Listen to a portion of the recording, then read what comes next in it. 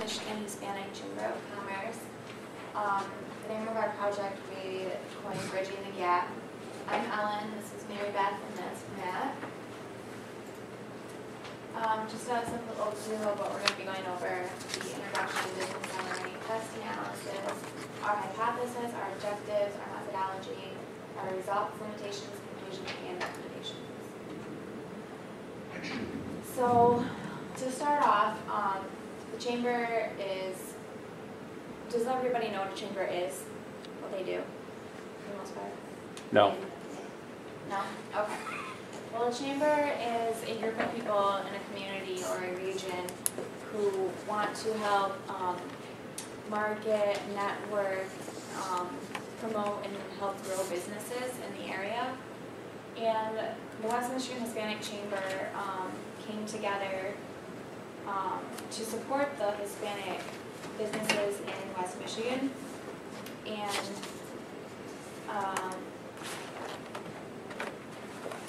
50% of the startup businesses survive only 5 years. So this is where the chamber kind of comes in. They can help reach out to people that have started new businesses and help promote them and help them with their marketing, help them meet new people and stuff like that. So our client, they wanted to gain members and awareness. So how can this be achieved with little to no cost? This is where we came in. Local colleges like Davenport offers external learning opportunities like this. So by assembling market researchers to observe, research, and gather data, that's what we did. So like I said, again, the group comes together with mutual goals to improve the community, region, state. What does specifically our client do? They work with members of the community to increase the advancement of Hispanic-owned businesses. But it's not just Hispanic-owned businesses, they also do non-Hispanic. So they are actually trying to bridge that gap. So why are they important? They're important because they help small businesses in the area enhance their marketing mix and help portray their brand image. Pest analysis, for this part we took into account the fact that the worst part of the recession occurred in 2008, and ever since then small businesses have had to tap every resource to remain open. And organizations like the Chamber, they help support, develop, and promote these types of businesses. And how they do this, they tap into networking, fundraising, grants, and business education, economic and cultural understanding, facilitating trade, and public and private contracting. For our hypothesis was the more aware the West Michigan area becomes of the West Michigan Hispanic Chamber of Commerce and what they do, the better they will be able to bridge the gap between Hispanic and non-Hispanic owned businesses. Our objective, we decided we needed to gather data to determine how and in what way West Michigan businesses could be made more aware of the Chamber, and ultimately to bridge the gap among Hispanic and non-Hispanic owned businesses. One of our goals is to get the Chamber viewed as the best West Michigan Chamber, focused on assisting others and businesses to grow and succeed.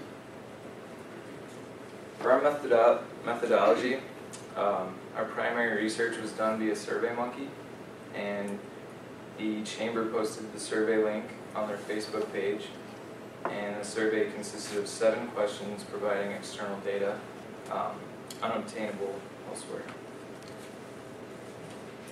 So when it came to our results of our survey, our 7-question survey acquired 26 respondents total. The Hispanic Chamber's Facebook page has 81 likes, so we took that and got the 32% response rate, which wasn't all that great, but we worked with what we had. So this is one of our questions on the survey. it asks, what does the West Michigan Hispanic Chamber of Commerce do?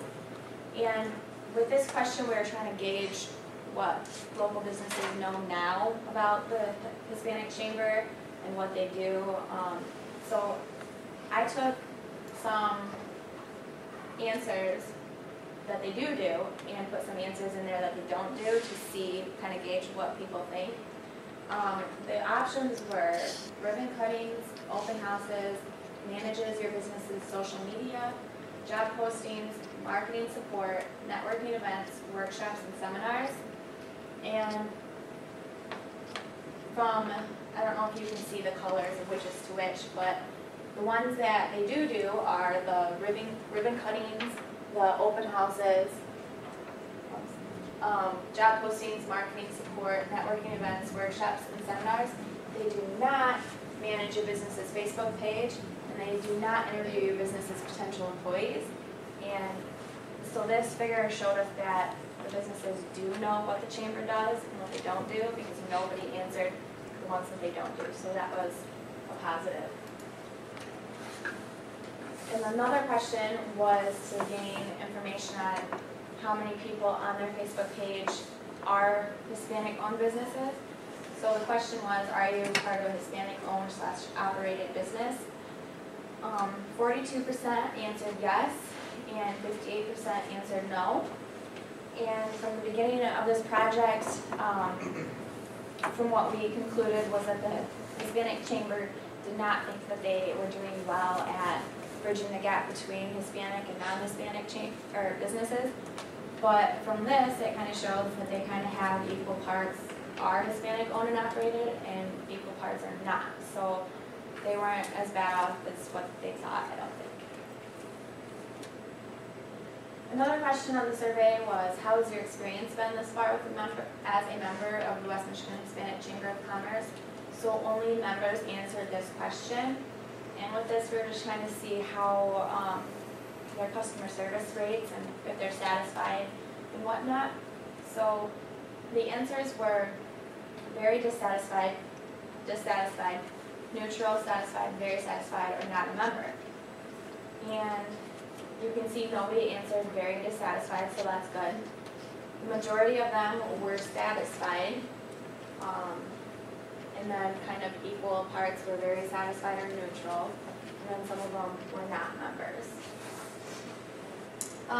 With this, we did have limitations. Obviously, the poor response rate is definitely a limitation. If we would have gotten more people to answer the survey, we would have gotten more information about you know, if they know whether they have to be a member or not. That's one of the questions we asked, whether or not you have to be a member to be in this, because that's something we thought might have been a reason why people weren't becoming members, because the title is the West Michigan Hispanic Chamber of Commerce. And some people in the survey answered that you did, in fact, have to be a member. So not a member, a Hispanic-owned, or I'm sorry, as an Hispanic-owned business to be a member of the Chamber of Commerce. Another limitation was the time. Obviously, not having enough time to get a lot of respondents heard, and the cost. We did inquire about a contact list, which would have made it a little easier to get more information from people that are not members of the chamber and asking them why. That did not work out. And then resources as well. And then in conclusion, secondary and primary research was performed, and the hypothesis and objectives went along with methodology. The data that we gathered could have been better, like I said, could have gotten more respondents, but we were able to work fairly well with our limitations that we had, and we hope that the WMHCC will gain from this research and continue to grow in the future. And then the recommendations we have, purchasing that contact list would probably be the #1 recommendation we have, just to see more people's point of views that aren't members. And also more time will be allowed that way for future surveys. More respondents will be able to answer the surveys.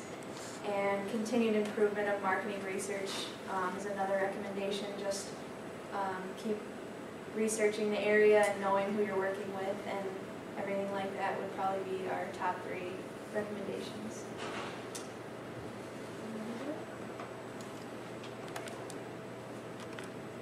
Questions? Total time, 9 minutes, 59.86.